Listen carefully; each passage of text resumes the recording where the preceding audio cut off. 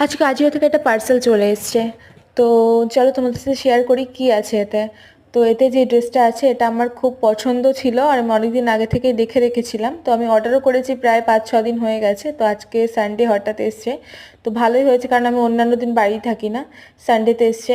ভালো হয়েছে। তো এটা হচ্ছে 2 পিসের একটা সেট, ঠিক আছে।